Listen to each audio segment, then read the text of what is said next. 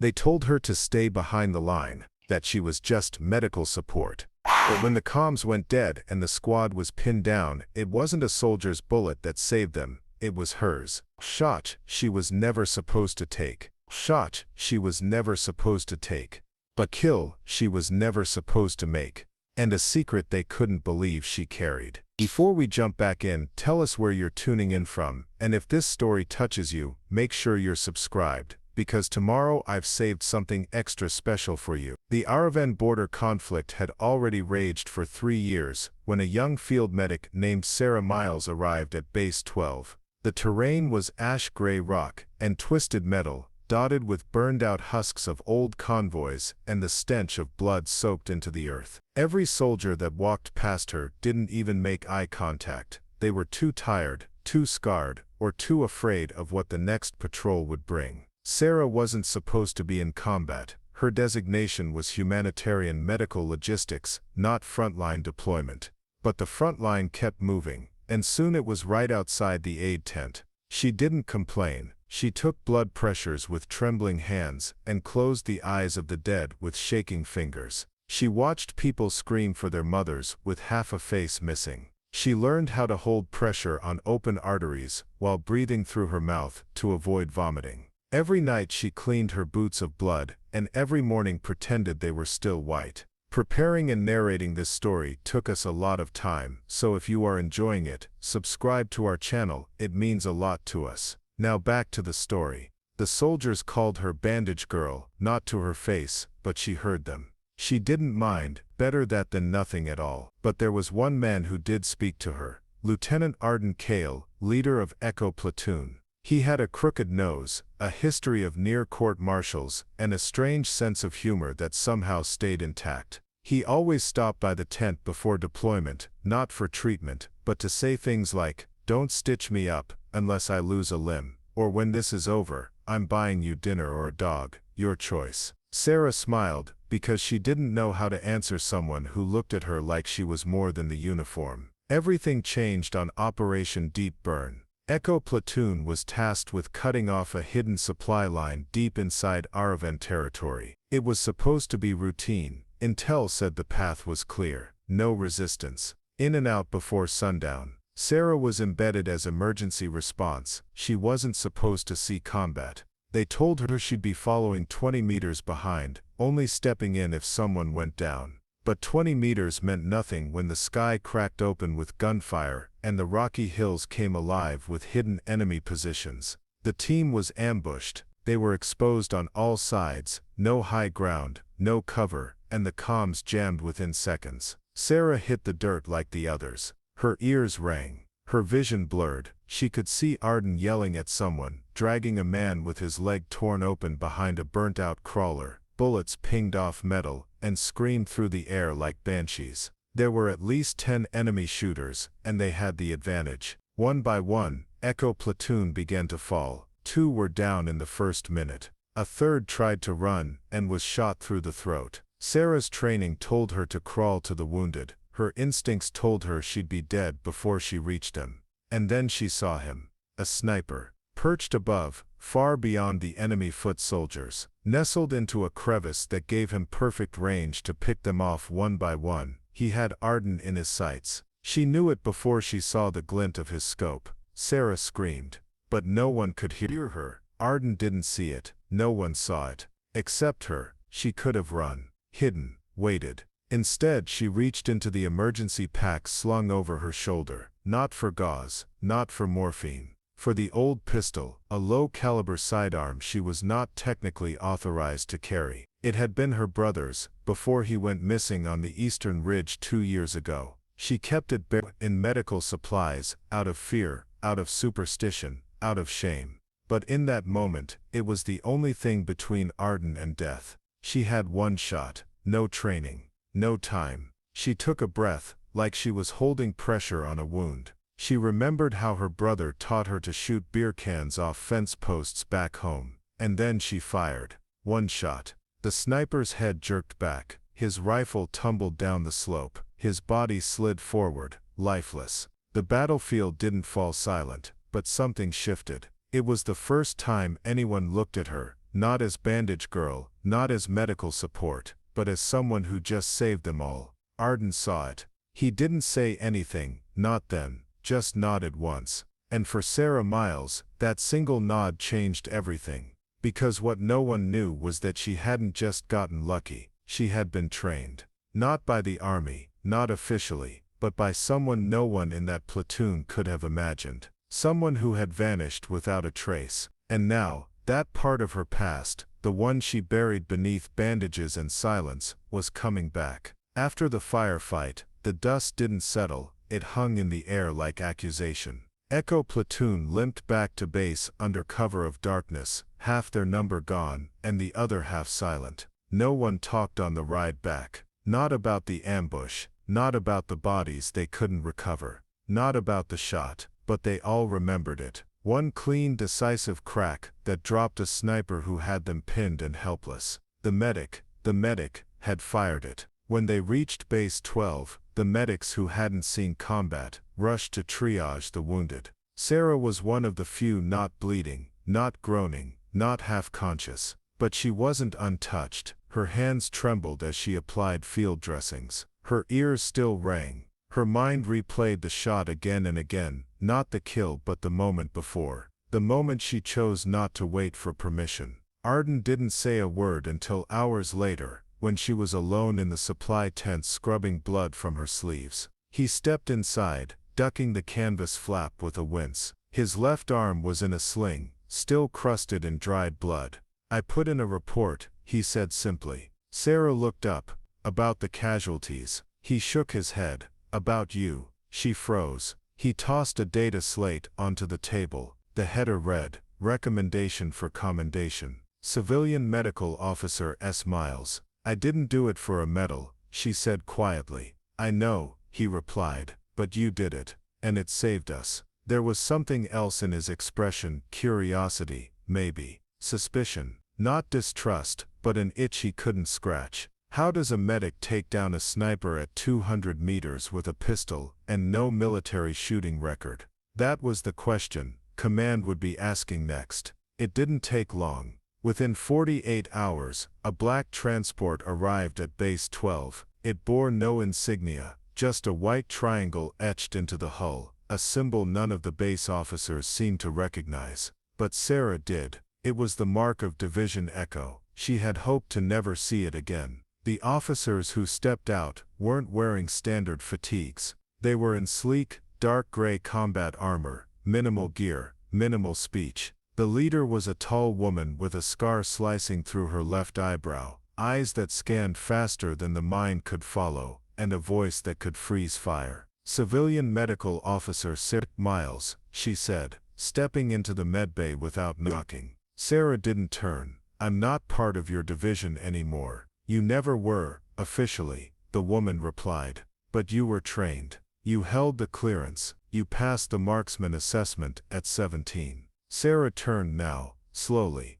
"That was before." "Before what?" "Before your brother went MIA. Before you washed out of the program everyone said you were born for." Sarah's jaw clenched. "He didn't go MIA. You left him behind." The woman's gaze didn't flinch. "And you left us. But now you've made yourself visible again." Sarah felt something cold settle in her chest. "What do you want?" "Debriefing. Full intel, and possibly reinstatement." "I'm not going back." The woman leaned in. "You already did, the second you pulled that trigger." They left her with a contact file, encrypted and signed. No rank, no name, just the white triangle. Later that night, Arden found her sitting alone in the ration hall, staring at the contact code like it was a ghost. He sat across from her in silence. "You okay?" he finally asked. "No," she said, "but I know what's coming." He didn't press, didn't demand an explanation, but Sarah knew she owed him one. So she told him, just enough. That once a long time ago, before she ever held a medical scanner, she had been trained for something else. Covert field work, advanced marksmanship, operative-level extraction and elimination. They called her Ghost Thread. She was part of a recruitment program designed to identify prodigies before they even turned 18. And her brother. He was the reason she joined. He was already deep in Division Echo's black missions. He trained her, protected her, and then vanished during a mission that was sealed by 6 levels of clearance. The day she found out he wasn't coming back, she walked away, burned her ties, signed up for humanitarian support, told herself she would never take another life. But some ghosts never stay buried, and some shots echo far beyond the battlefield. Now Echo Division knew she was still alive, and still lethal, and something told her they weren't here just for a commendation. They were hunting someone, and they needed her to finish the job. The message came through at 0400, a soft beep on her comms wristband, low frequency, encrypted signature, untraceable. She recognized the code. It was a ghost call, one used only when Division Echo wanted to speak off the record. Sarah hesitated, then tapped the reply key. The screen lit up with nothing but a voice.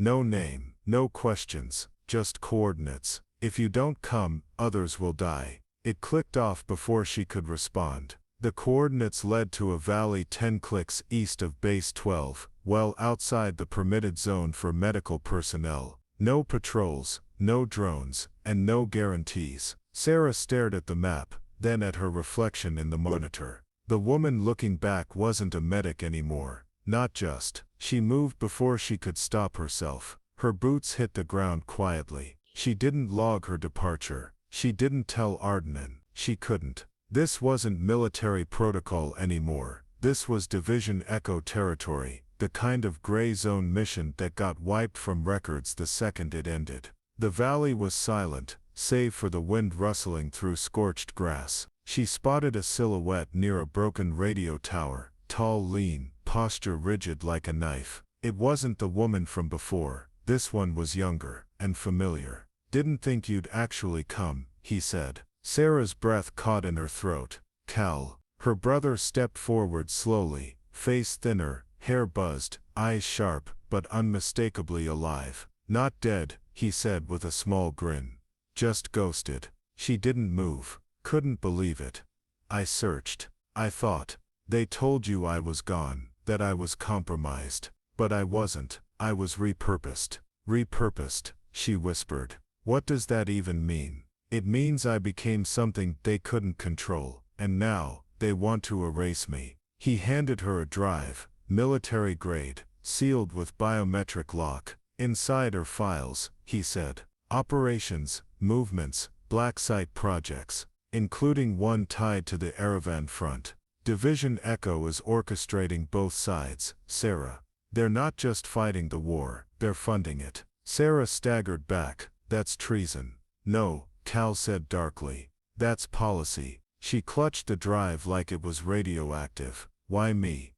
Because they think you're still obedient. Because they think you'll do what they ask. Cal stepped closer. They're going to send you after me, Sarah. They'll tell you I'm a threat, that I've gone rogue. He touched her shoulder, voice low. But you know the truth now. Then he was gone, melted into the shadows like he had never existed. Sarah stood there long after the wind died down. When she returned to base, the dark-suited officer was waiting. The woman with the scar wasn't expecting a stroll at dawn, she said smoothly. Find what you were looking for. Sarah didn't answer. The woman smiled thinly. We have a situation. Rogue operative. Highly trained. Dangerous. We believe you know him. Sarah met her gaze evenly. What do you want from me? A kill. Quiet. Clean. No arrest. No debrief. No time, the officer replied. We know he met with you. What he gave you could expose years of strategic positioning. He's already taken out 2 agents. Sarah's throat tightened.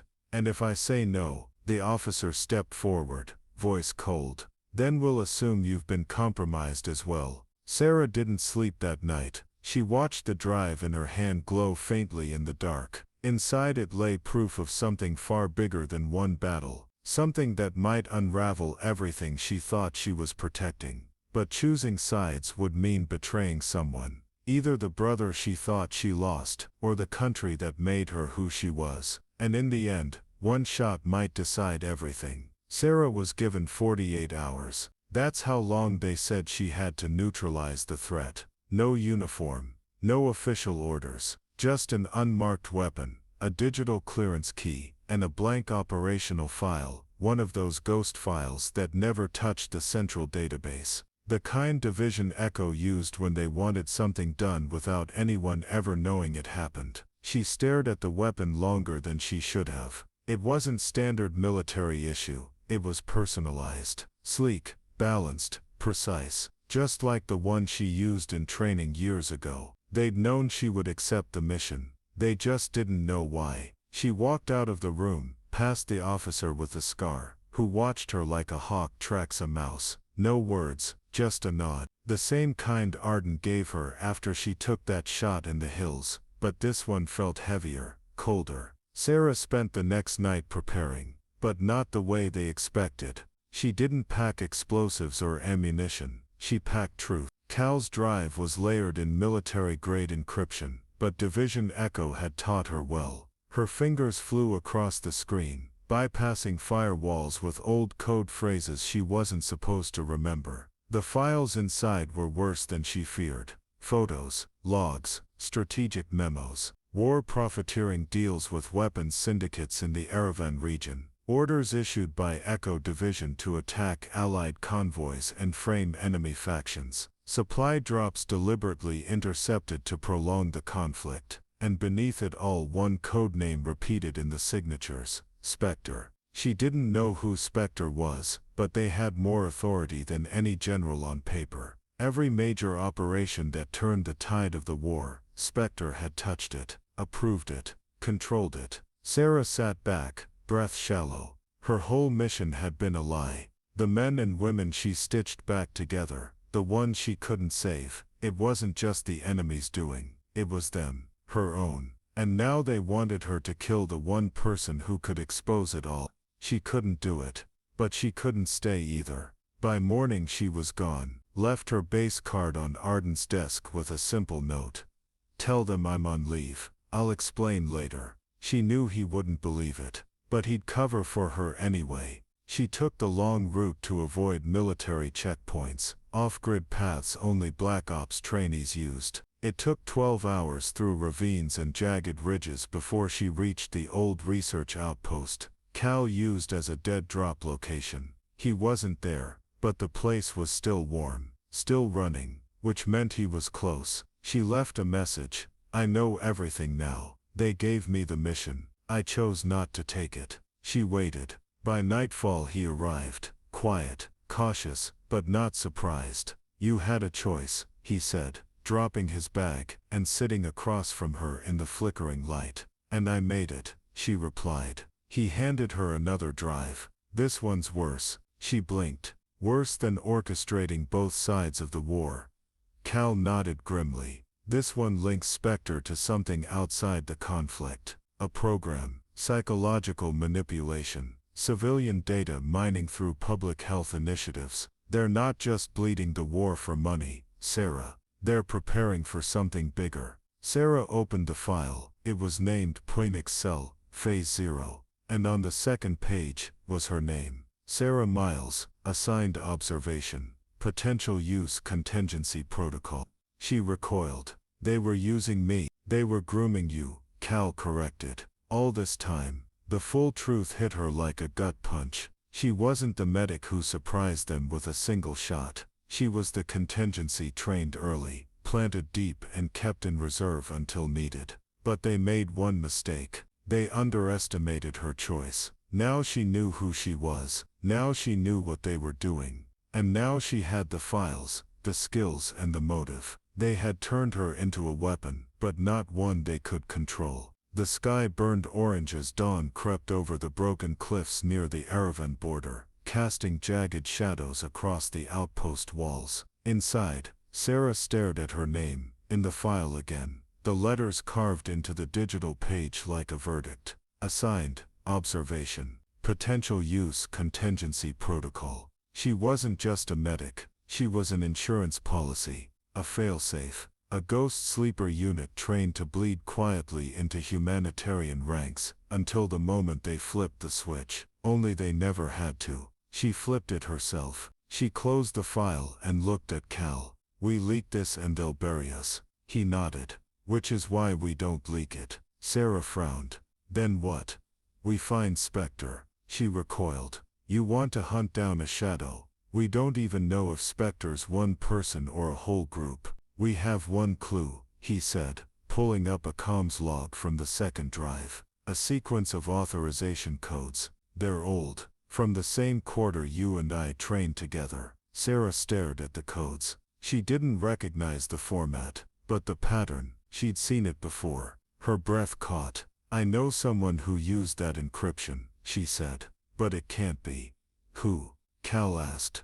Colonel Miravos, my recruitment officer. She disappeared right after you did. They told me she was discharged for insubordination. Cal's face went pale. She didn't get discharged. She went dark. If she's Spectre, Sarah whispered, we're not just fighting a ghost. We're fighting the architect. Cal nodded. And she knows exactly how we think. Outside the wind picked up, howling through the rocks like a warning. Sarah and Cal moved fast, packing only essentials, sat maps, signal jammers, encrypted drives, false IDs. The only way to reach Miravos was to backtrack her last known operation site. An abandoned bunker deep beneath the mountain range called Black Echo. A site so redacted it didn't even appear on satellite scans anymore. It was said to be the origin point of Phoenix Cell, and if she was there, it meant they were already too late. But Sarah couldn't turn back now. She had seen too much, and she finally understood the choice laid before her. Stay in the shadows and survive, or step into the fire and make the system burn. The next 12 hours were a blur. Terrain too jagged for vehicles, air too thin for drones. They moved on foot, breathing dust, navigating by instinct and outdated topography. Every step forward felt like walking deeper into their own pasts. By nightfall they reached the edge of the ridge, overlooking what looked like a crater. But inside it was a door, metal, embedded into the cliff face, covered in vines and long-forgotten tech. Scorch marks etched the stone nearby. A battle had once raged here, one no one ever recorded. Cal crouched by the panel, still powered. Barely. Sarah ran her fingers across the rusted keypad. Her fingers stopped at a familiar groove, one she hadn't touched in over a decade. She typed a code. The door clicked open. No alarms, just a hiss of pressure as stale air escaped into the night. Inside was silence. They moved through the corridor, past broken terminals and blood-streaked walls. No bodies, no signs of life, just remnants. And then a voice. I always knew you'd find your way back. Sarah spun around. From the shadows stepped Miravos. Her hair was gray now, tied tight. Her uniform was clean. Her eyes, exactly the same, cold, precise, unreadable. Sarah Miles, the prototype who woke up too early. Sarah raised her weapon. You're Spectre. Mira didn't deny it. You were built for something greater, she said. You weren't supposed to be on the front lines, wrapping bandages. You were supposed to lead the next generation of embedded operatives, by manipulating civilians, faking wars. Sarah's voice shook. We trusted you. Mira smiled faintly. Trust is a tool, like fear, like faith, like you. Sarah's finger hovered over the trigger, but she didn't fire. Not yet, because Mira wasn't alone. Behind her stood rows of containment pods, glowing, humming, filled with people, some unconscious, some barely awake. And one of them was Arden, strapped down, eyes open, watching her. Sarah's mind went blank for a split second. Arden, alive, trapped inside a containment pod, wires wrapped around his torso like synthetic roots. Electrodes pulsed faintly at his temples. His lips moved as if trying to speak, but no sound came through the thick glassy barrier. Sarah lunged forward, but Mira raised a hand, and a wave of electromagnetic current buzzed through the floor. Cal grabbed Sarah's arm just in time, yanking her back before she hit the line. Step into that field, and your nervous system will shut down, Mira said coolly. A little insurance policy. After all, you of all people understand the value of containment.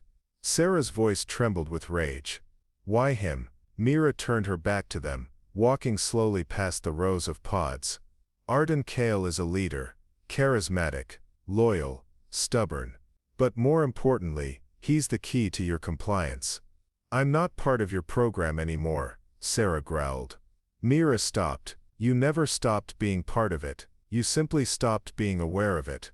Behind her, a console flickered to life, displaying columns of data, heart rates, neural patterns, combat response metrics. You were one of the few whose empathy remained intact, Mira continued. We tried suppression, it dulled the performance. We tried chemical inhibitors. It broke the subjects, but with you. We let you feel, let you suffer, let you bleed. And look how sharp you became. Cal stepped forward. You're sick. No, Mira said. I'm efficient. She tapped a button. Arden's pod lit up, and his body tensed, every muscle locked in place, his face contorted in pain, a silent scream pressing against the glass. Stop. Sarah shouted, weapon raised. Mira didn't even blink. This is leverage. You leak what's on that drive, the people inside these pods die. Every last one. Including your lieutenant. Sarah's hand shook. She'd been prepared for corruption, prepared for lies. But she hadn't expected this, a literal farm of human weapons. Rows of soldiers turned into test cases, some volunteers, some not. And now the person who once taught her to aim straight and think sharper was holding them hostage for silence. Cal leaned close to her. We need time, power supply's old. We could cut it manually. Mira watched them, calm and composed. If you move, Arden dies. If you shoot, you trigger the failsafe. And if you leave, well, that's the beautiful part.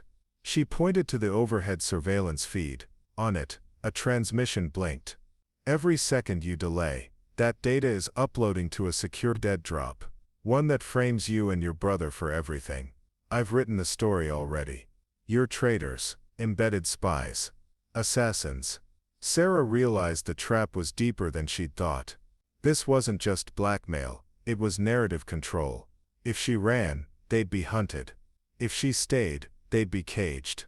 And Arden? He'd be nothing more than a wire-wrapped puppet, sacrificed for silence. Sarah lowered her weapon, then did something no one expected. She smiled. Mira, she said slowly, you trained me too well. Then she tossed the gun to the floor. Mira's eyes narrowed. Surrender. No, Sarah said. Distraction. Cal pressed something against the back wall. A timed signal flare burst inside the command network, one of the last tricks from their old training missions. Designed to simulate a seismic breach, alarms blared, red lights pulsed, and in the 2 seconds of chaos that followed, Sarah dove forward, not at Mira, but at the central terminal. She drove a scalpel straight into the power port. Sparks flew. The containment field surged. And all at once pods began to release. The glass on Arden's cracked. His mouth moved again. This time Sarah heard him. Sarah run, but she didn't. Not now. Not ever again. The system was failing, but Mira wasn't done. She grabbed a sidearm from a panel and leveled it at Sarah's back. Cal shouted, too late. The shot rang out, and the story changed forever. The bullet struck Sarah in the side, tearing through the flesh just below her ribs. She hit the ground hard, gasping, eyes wide with shock, but her hand never left the data drive she'd hidden in her vest. Cal fired back instantly, forcing Mira behind cover. Sparks erupted from shattered panels. Sirens shrieked louder, echoing off the walls like mechanical screams. But Sarah didn't hear any of it. All she could hear was her own heartbeat, erratic, crashing against her eardrums, like a war drum. The floor felt cold. Her breath came in ragged bursts. She pressed her hand to the wound, blood spilling hot between her fingers, and yet her mind was eerily clear. Mira had underestimated her. That had always been her fatal flaw, believing the pain she inflicted would be enough to end someone like Sarah. But pain was where Sarah began. She pulled herself upright slowly, using the edge of the control console. Arden's pod was still partially powered. His breathing was shallow. His eyes locked on hers, pleading, afraid, and somehow still full of trust. Cal reached her side, half dragging her behind a collapsed terminal, as bullets punched holes through the metal plating. You shouldn't have done that, he whispered angrily, patching her side with the field gel. I had to, she replied through gritted teeth. She was going to bury everything. Everyone. We're not getting out of here if you bleed out. We're not leaving him behind. Cal didn't argue. He simply loaded another cartridge into his weapon, and nodded. Mira's voice echoed across the room, cool and venomous. Do you know how many bodies I've watched fall for lesser ideals than yours, Sarah? You're not the first idealist to bleed out in this room. No, Sarah shouted back, coughing through the pain. But I'll be the last who does it quietly. Suddenly a sharp hiss burst through the air. One of the pods had fully released. A man staggered out, confused, body shaking, head shaven, scars running down his arms. Another followed. Then another. Dozens of subjects, Mira thought. She'd turned into obedient, sedated drones were waking into chaos, with half of them still wired for fight or flight, and the other half remembering nothing except pain. Sarah seized the moment. She raised her voice, yelling to the awakening prisoners. She's the one who did this to you. Mira, she trapped you here. Used you. Confusion turned to clarity in several pairs of eyes. The room's energy shifted. Mira recognized it too, the loss of control, the chaos of real awakening. She turned to flee, but Cal anticipated it. He moved like lightning, tackling her near the side exit. They crashed hard. She clawed at his face with nails like razors, screaming, You idiot. You don't understand what's at stake. Cal didn't answer with words. He drove his elbow into her shoulder, and pinned her arm against the wall. No, you don't understand. You built us to break under pressure. But some of us became sharper. Behind them the prisoners began freeing others. Sarah forced herself to her feet, limping toward Arden's pod, which now buzzed weakly with shorted-out power. She tore the emergency latch with trembling hands. The seal hissed open. Arden fell forward into her arms. He was weak but alive. His eyes fluttered open as she held him. You came, he whispered. You taught me never to leave anyone behind, she replied, pressing her forehead to his. Then Mira screamed. One of the freed test subjects, a woman with burn scars across her face, had picked up Mira's own weapon and now held it steady. You remember me? The woman asked. Mira froze. I was subject 16. You erased my name. The woman raised the gun. No, Mira whispered. You don't understand. If you kill me you lose the only chance to control what comes next. I don't want control, the woman said. I want release. Sarah watched in silence as the trigger was pulled. A single shot. Mira collapsed, forever silent, her empire of control crumbling behind her. No more commands, no more sedation chambers, no more experiments, just the hum of emergency lights and the slow rising sound of people beginning to speak again, after years of being silenced. Sarah sank to her knees, Arden still cradled in her arms. Cal returned to her side, kneeling beside them. We need to go, he said quietly, before backup arrives. No, Sarah said, voice hoarse but steady. Not until every single one of them walks out of here alive.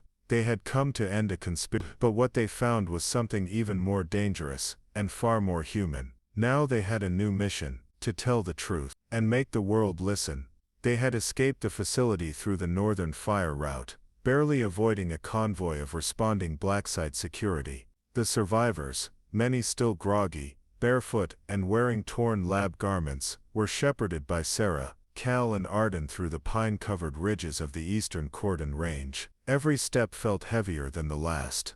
But Sarah wouldn't let herself collapse, not when so many still leaned on her strength to stand. She pressed one hand to the field dressing wrapped around her side. The blood long dried, the pain dulled to a constant, biting throb. She didn't speak much on the way down the mountain. Instead she listened to the whispers of the once imprisoned, to the stammering recollections of what Mira had done to them. One man remembered being rewired to forget his own daughter. A woman had been forced to undergo simulated betrayals for 2 years straight, just to see when her empathy would crack. Another had been trained to kill on command, only to later be punished for doing so. And through it all one name kept surfacing on the lips of survivors. The manuscript. They called it different things. the codex, the core script, the primer, but they all described the same artifact, a blueprint for behavioral control, rooted in neuroscience, linguistics and coercive psychology. It wasn't just a theory anymore, it was real, and someone had written it. As they made camp in the shadow of an abandoned ranger outpost, Arden sat beside Sarah by the fire, slowly stitching her wound. "I thought I was hallucinating when I saw you," he said quietly. "You weren't. How did you find me?" "Because of the drive you left behind, and the signals you embedded in your blackout." His hands paused. "I never told anyone about those signals." "You told me," she said, meeting his eyes. "In your own way." They didn't speak for a while after that. The others were eating, tending to each other, murmuring into the flames. But Sarah's mind was on something else. Back in the facility, before the final breach, she'd copied one more thing from Mira's private terminal. A set of coordinates, encrypted text embedded within garbled logs, and the phrase Elishola's original archive, lethal seduction, the real version, the manuscript Arden had once hinted at, and Mira had feared more than death. Later that night, when the fire had burned low and the others slept, Sarah sat alone with the drive in her hand. She plugged it into the comms console Cal had salvaged from the ranger station. Lines of code appeared, then a single prompt: "Welcome Dr. Vallis. Continue from last session." Her breath caught. Dr. Vallis, her birth name, the name she'd buried when she became Sarah. She hesitated, then typed, "Yes, continue." A wall of text filled the screen, paragraphs and diagrams so precise they felt surgical. This wasn't just data, it was design, instructional, intentional. It described methods for emotional tethering, the destabilization of ego, and how language patterns could be used to override identity. At the bottom of the screen was a digital signature: Vallis, 7B, Project Seduction, Confidential. She stared at it in disbelief.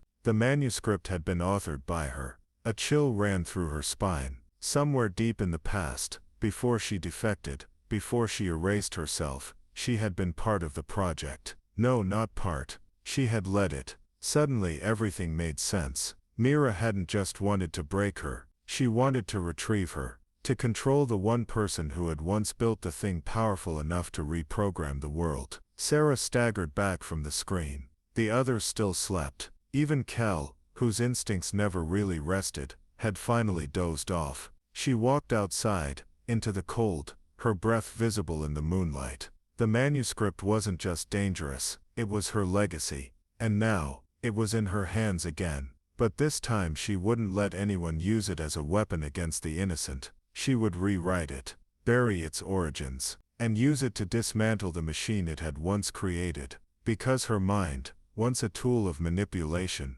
was now a blade sharpened by resistance. And no one, not Mira, not the directorate, not even her former self, could predict what she would do next. At dawn, the ridge lit in copper light. The frost had melted, but the air stayed sharp and biting, just enough to sting awake the skin and remind them all they were still alive. Sarah stood watch above the ranger outpost with a salvaged long-range comm in one hand, and a silenced pistol on her thigh. She hadn't slept, not because she couldn't, because she didn't dare. Somewhere out there, they were already tracking her, following the trail she had intentionally left behind. She needed them to come, not all at once, just the first wave, the expendables, the loyal enforcers who still believed in the illusion of order. She needed to test what the manuscript had become. Down below, Cal and Arden had reinforced the perimeter with traps and reconfigured motion sensors from broken sentry drones.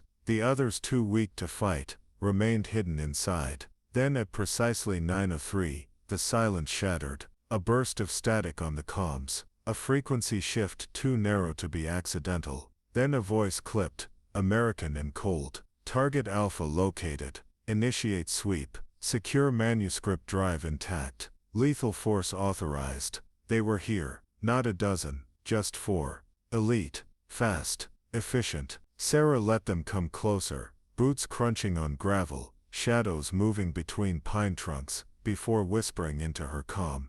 Positions. Cal flanked left, Arden moved wide right, and Sarah descended into the kill zone, with calculated silence. The first operative stepped into her view, scanning with a thermal scope. He didn't see her. He wouldn't. She no longer moved like prey. She anticipated them. Sarah whispered a phrase under her breath, one that had appeared in the manuscript the night before. Disruption cue, mirror cadence, stagger sync. The moment the operative's foot touched the rock with his full weight, she clapped twice, loud off rhythm, and his inner ear reflex triggered a half-second delay in his motion processing. He froze, just enough time for Cal to hit him with a steel pipe to the neck. The others advanced faster. They didn't hesitate, but neither did she. Sarah broke cover with controlled aggression, aiming 2 warning shots past the second operative's head, not to kill, but to scatter his focus. As he adjusted,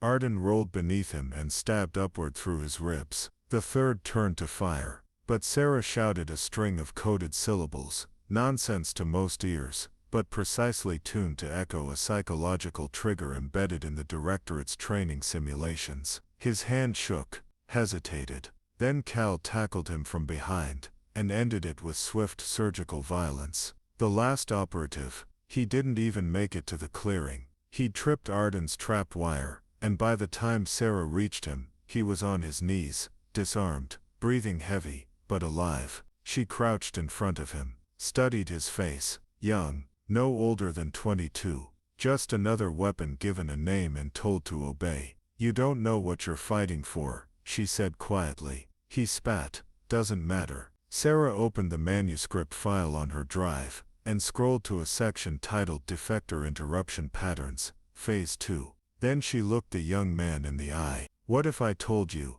she said, that everything you've been trained to suppress, your empathy, your fear, your memories, it's still there, just buried. I can bring it back. He stared at her, stunned. I don't want it back, he said, but the tremble in his voice betrayed him. Sarah leaned in. You already have it. He broke then, fell forward, collapsed not from injury, but from a psychic collapse of years of conditioned loyalty crumbling under the weight of truth. She stood, turned to Cal. We're not just resisting now, she said. We're rewriting. Cal nodded slowly. Then what's the next move? She looked down at the manuscript at her own words, twisted and used by others. We find the original copy, the physical one. She nodded. And we destroy it. Because as long as that text existed, untouched, unaltered, it could be used again. By Mira. By the Directorate. By someone worse.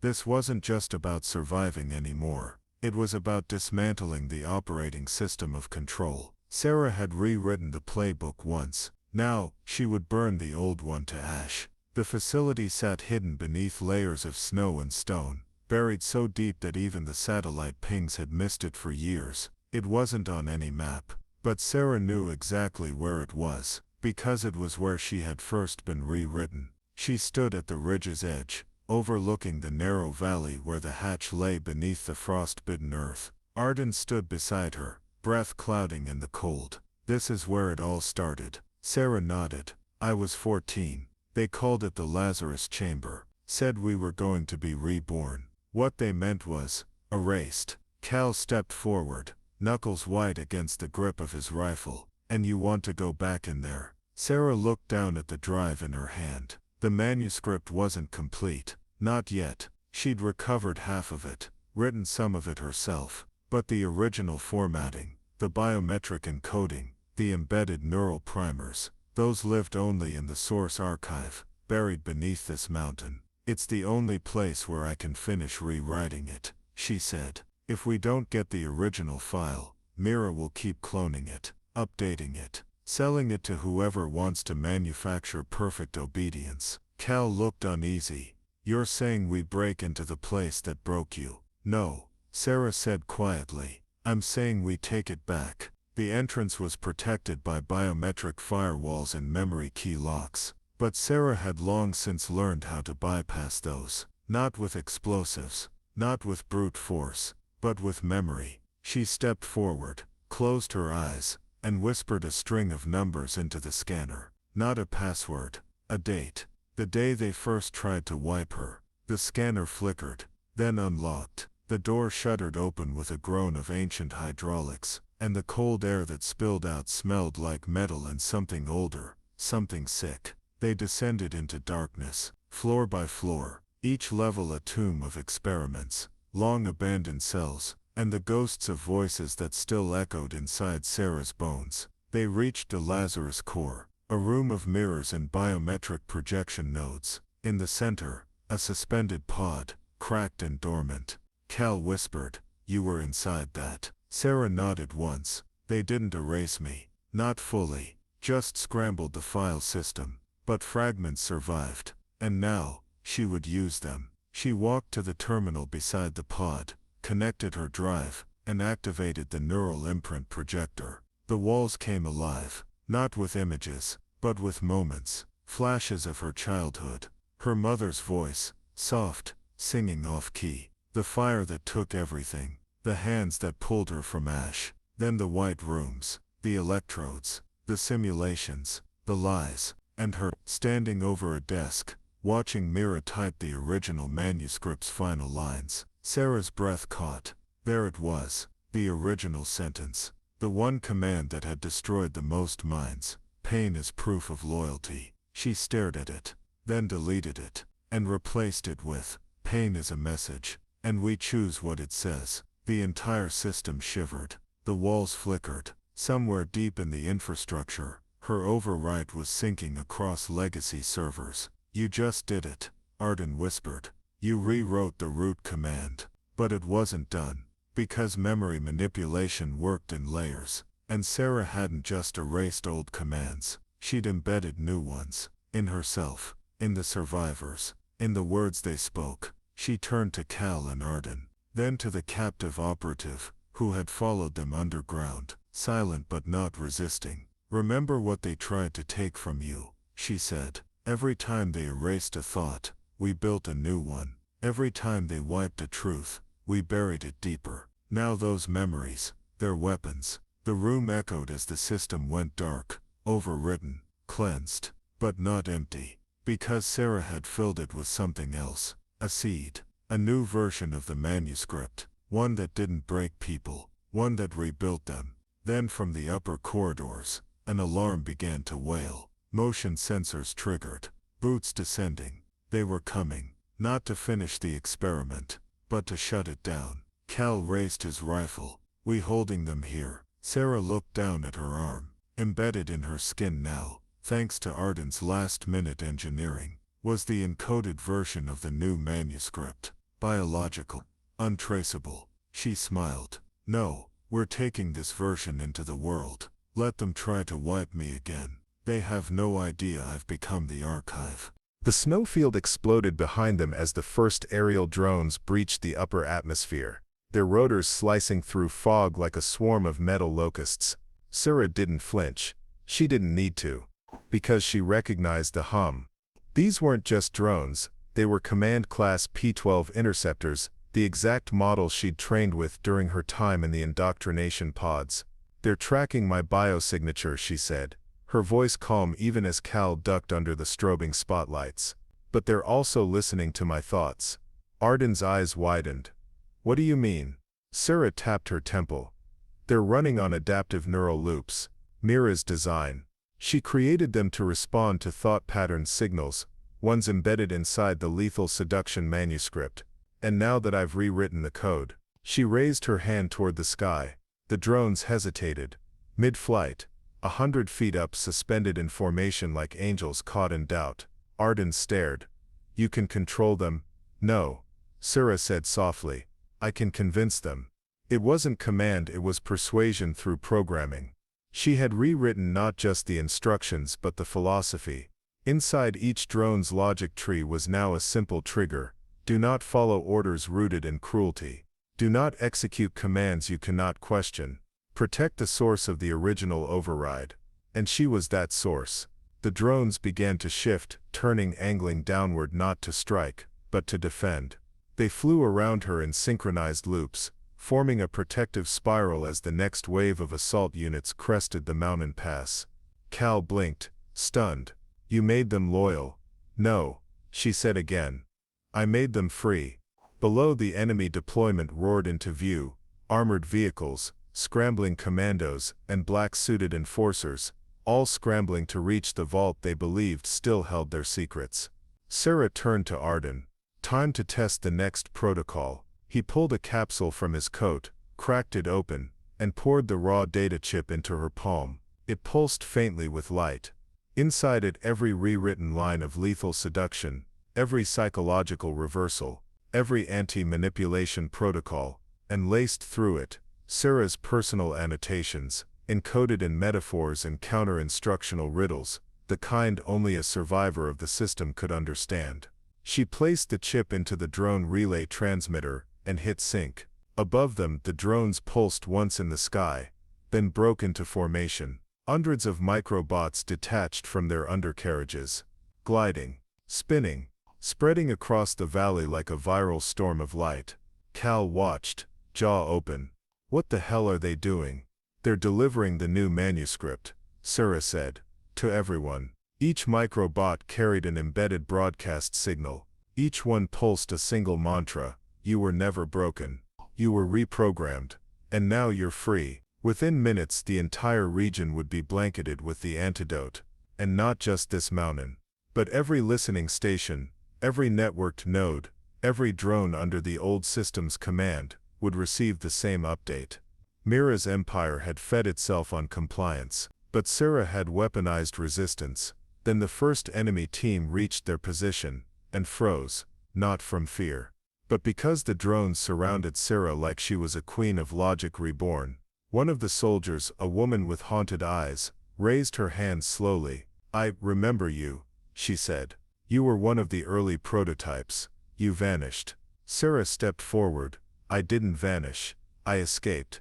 And now I'm rewriting the ending. The woman stared at her, then slowly dropped her weapon.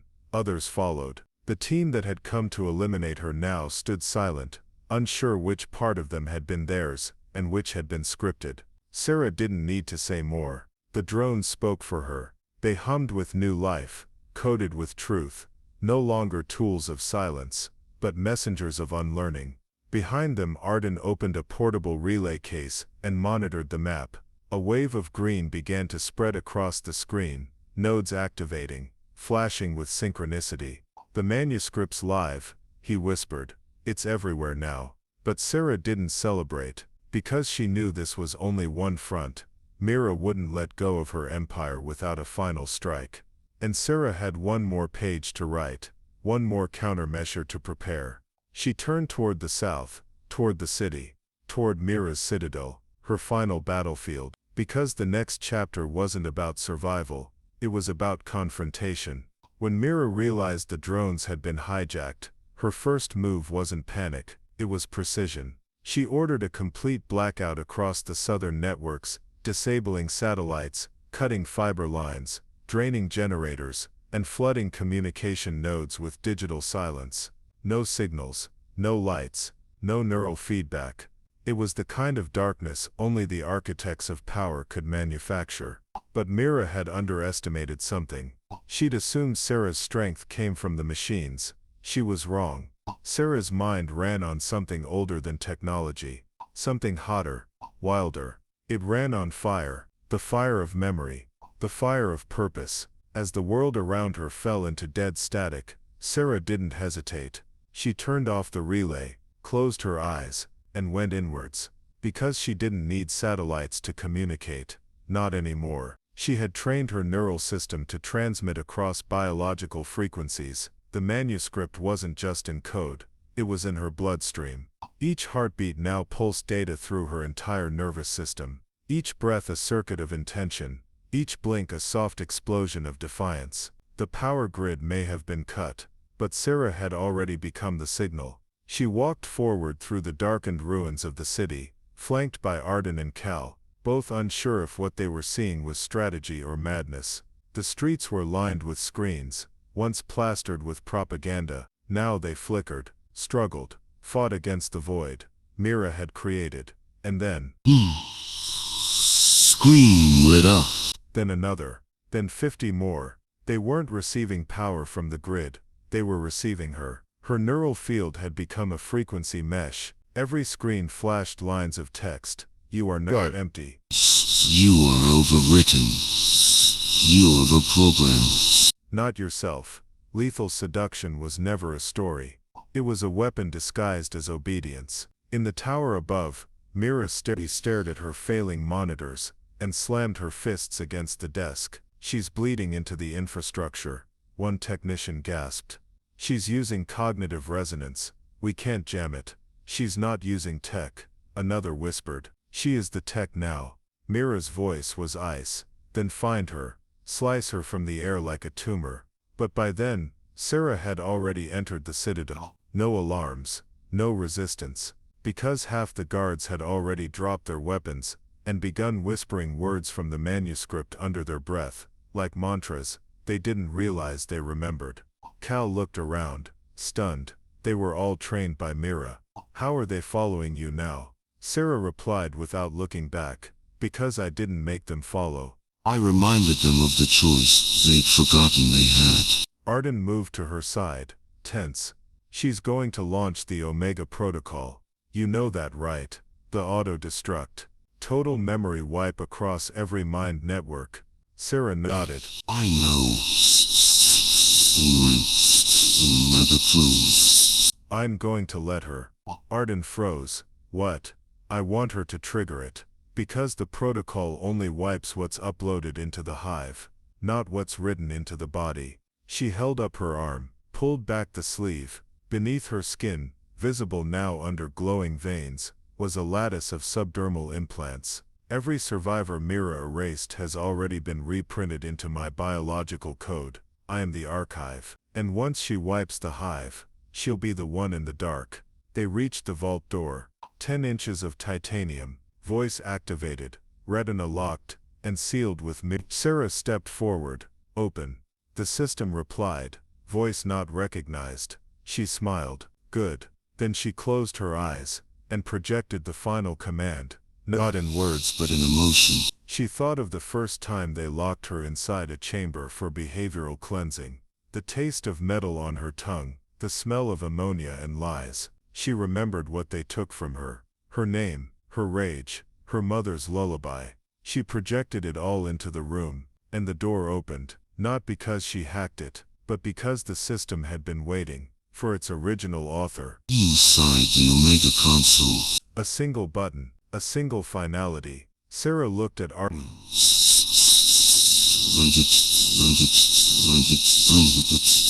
Because this was her reckoning. She stepped forward and placed her palm on the console.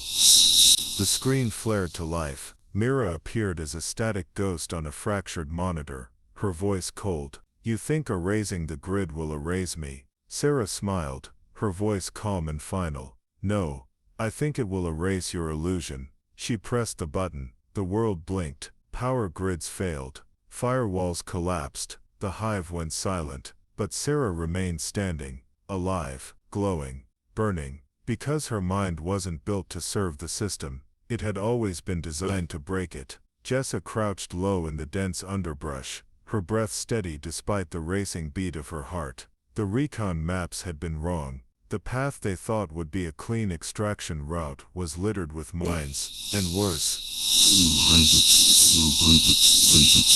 Captain Idris signaled for a temporary hold, and the squad fell into a tense, breathless silence. Above them, the clouds had begun to roll like boiling tar across the sky, rumbling low with a promise of rain or fire. Jessa couldn't tell which. She glanced at her SATCOM unit. The signal was choppy, no doubt jammed, but one pre-programmed encrypted frequency flickered through the noise. Not military. Civilian. Smuggler band encryption. A location ping pulsed once twice, then disappeared. It was from Lieutenant Meyer's dog tag. Only Jessa knew where it had been left, deep inside a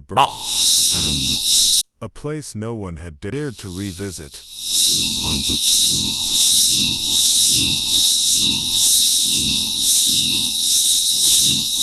But Meyer had promised her before he died, if the plan ever goes south, I'll leave a breadcrumb trail. This was the crumb, a desperate one.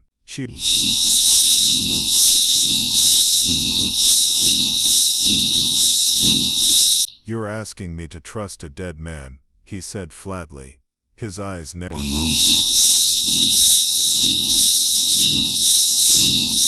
They split into two teams. Idris led the main force on a flanking maneuver around the minefield. Jessa, Tanaka and two others headed toward the chapel. It was suicide, most would say, but then again so was staying put. The approach was eerily quiet. Ash still clung to the half-sunken stones of the chapel. Its bell tower had collapsed years ago, and the stained glass windows had melted in the blast that leveled half the structure. It was a graveyard of memories and shrapnel. Inside,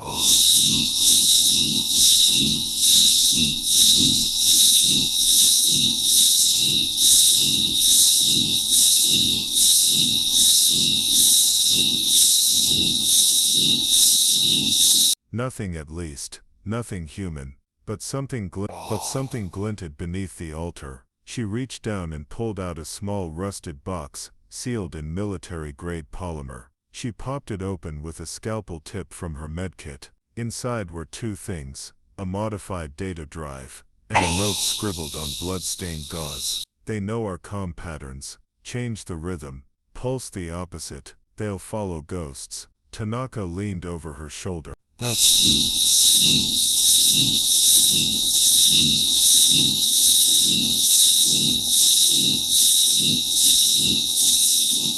It was the key to masking their movement. Jessa uploaded the drive into her field computer. Instantly it began rewriting their comm signals into reverse.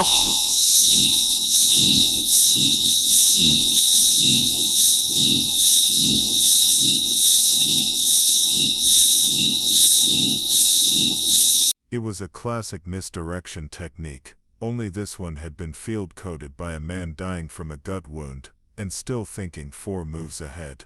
They returned under heavy fog, relaying the update to Idris's team via hand-carried signal beacons. Once implemented, the change was immediate. Enemy patrols started converging away from them, toward decoy echoes broadcast by the hacked signal bursts. It worked. For the first time in days, they had a clear path to the northern ridge, and from there an exfil route. But something else happened. A new voice came through the civilian band frequency, warped, distorted, but undeniably human. "Echo 0, we see you now." Jessa froze. It wasn't Meyer. It was someone else, someone monitoring the same frequencies. Had they just tripped a deeper wire? The next 48 hours would answer that question. The final push wasn't announced. It didn't arrive with sirens or orders. It came as a silence, so heavy it pressed against the chests of every remaining soldier. Even the air in the valley seemed to hold its breath. From the med tent,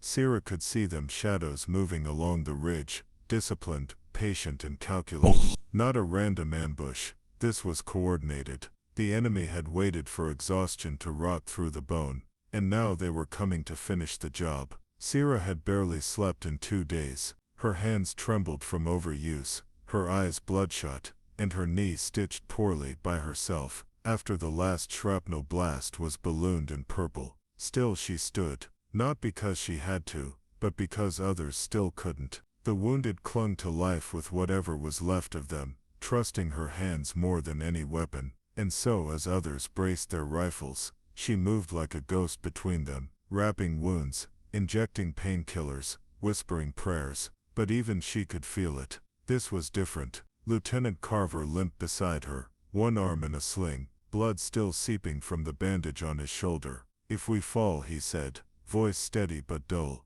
"this entire sector is lost. No evac, no reinforcements." Sierra didn't need to be told. They were the last line of resistance.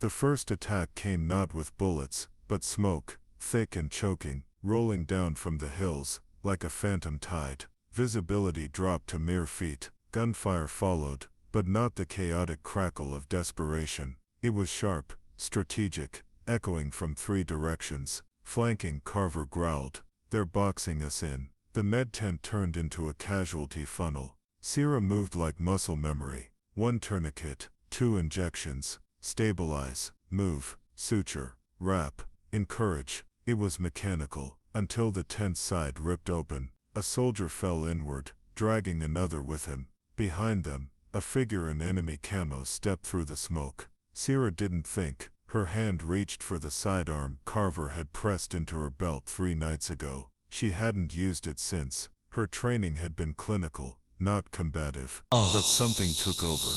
She fired. The bullet hit the enemy soldier dead in the throat. He dropped without a sound. The 2 injured soldiers stared at her, like she had just summoned lightning. Sierra felt the cold steel in her hand tremble. Then she holstered it.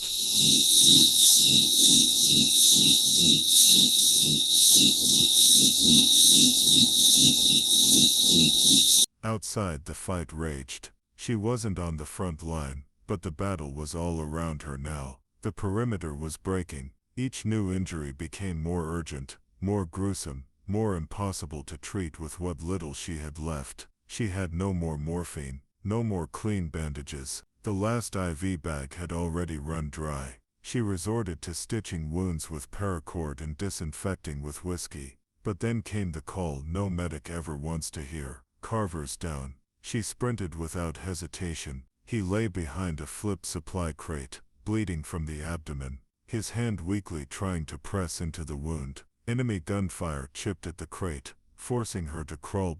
Bekander fired. Don't say it, she warned him. He smirked despite the pain. Didn't plan to. Just, let me be awake when it ends. Sierra tore his shirt open and worked quickly. The shrapnel was buried deep, just above the hip. She had minutes, maybe seconds, to stop the bleed. With one hand she packed the wound, the other keeping her pistol pointed toward the smoke. Then the second miracle. Through the fog came a roar. It wasn't human. The thunder of armored treads, rolling up the ridge. The 14th Armored Cavalry had arrived. Sierra heard the cries of relief ripple through her platoon. She pressed the last gauze into Carver's wound and sat back, her hands covered in his blood, her breath shaking in her lungs. For once it wasn't a loss. She had saved him. She had saved all of them. 2 weeks after the battle, the valley was silent, not with fear, but peace. The war wasn't over. A stretch of land. Sierra Vance stood quietly on the edge of the new outpost that had sprung up where her platoon's last stand took place. Her leg still hadn't healed properly. She leaned on a crutch made from salvaged gunmetal, and her ribs throbbed every time she breathed. But she didn't complain. She had lived, and more importantly, so had they. Lieutenant Carver was recovering in a field hospital up north. He'd lost part of his spleen, but kept his sarcasm, which in his words was all that mattered. He sent her a voice message every night before bed. Sometimes they were just jokes, sometimes memories, sometimes just the sound of breathing, proof he was still here. Out of the 41 soldiers under her care, 31 had survived, and every one of them made it a point to tell the new arrivals, "We're only here because of the medic." The 14th Armored Division. Because there were more wounded fresh faces arriving weekly, shell-shocked, broken, scarred by battles she hadn't seen. But pain was pain, and wounds still bled the same. She found her place again in the new tent, no longer the young woman they had underestimated. Now soldiers saluted her in the mess hall. Officers asked for her tactical input during planning meetings, and in the medical unit, she was known by a name no rank could bestow, Doc Vance. One night, a new recruit, barely 20, came to her shaking, trying not to cry. He had frozen in combat, and one of his teammates took a bullet meant for him. "I don't deserve to be here," he muttered. Sierra sat beside him and said something she hadn't said out loud until now. "Neither did I," she whispered. "I wasn't built for war. I never thought I'd hold a gun. But then I did, and I saved someone. Not because I was a hero, but because I couldn't let someone else die while I stood still." He looked at her, eyes wide, and something changed in him. Not relief, but understanding. Outside the tent, the wind rustled the flags of every unit stationed nearby, and from the command tower, there was a new name etched in stone, just beneath the list of those who had fallen. Not because she died, but because her actions had saved more lives than any sniper shot or captain's command. Serafina Vance, combat medic. defender of the ridge, the bullet that never missed. She had started this war as a shadow behind the front lines, but when the moment came she didn't retreat. She rose, and now, she didn't need medals or speeches. The lives walking around her were the only legacy she needed. She was just medical support, until her shot saved the entire platoon. And now, she was the reason they believed one person could still change the outcome of a war. Before we jump back in, tell us where you're tuning in from, and if this story touches you, make sure you're subscribed, because tomorrow, I've saved something extra special for you.